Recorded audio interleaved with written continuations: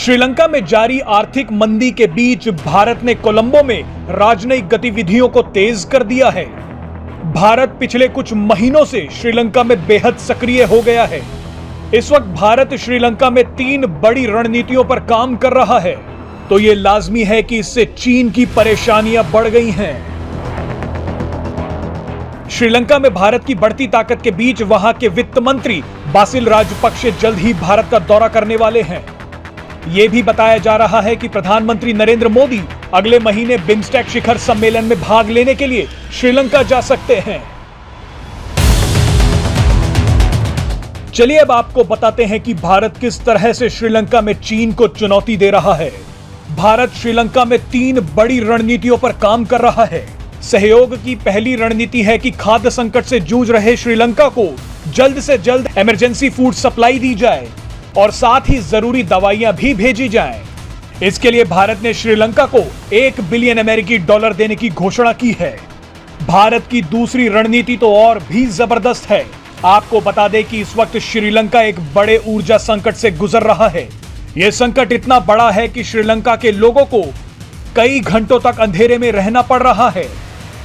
अब इसी को देखते हुए भारत श्रीलंका को इस संकट से उबरने के लिए पैसे दे रहा है।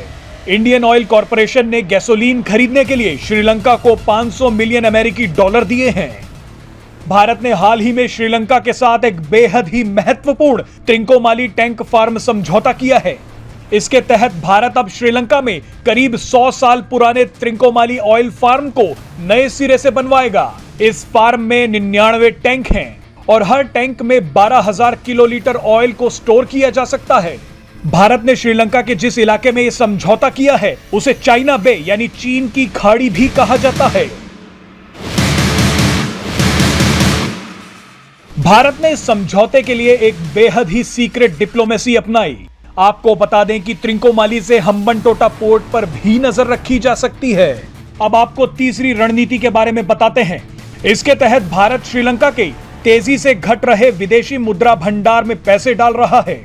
किसी भी देश के लिए विदेशी मुद्रा भंडार बेहद जरूरी है। अगर किसी देश का विदेशी मुद्रा भंडार खत्म हो जाए तो वो देश किसी दूसरे देश से सामान नहीं खरीद पाएगा।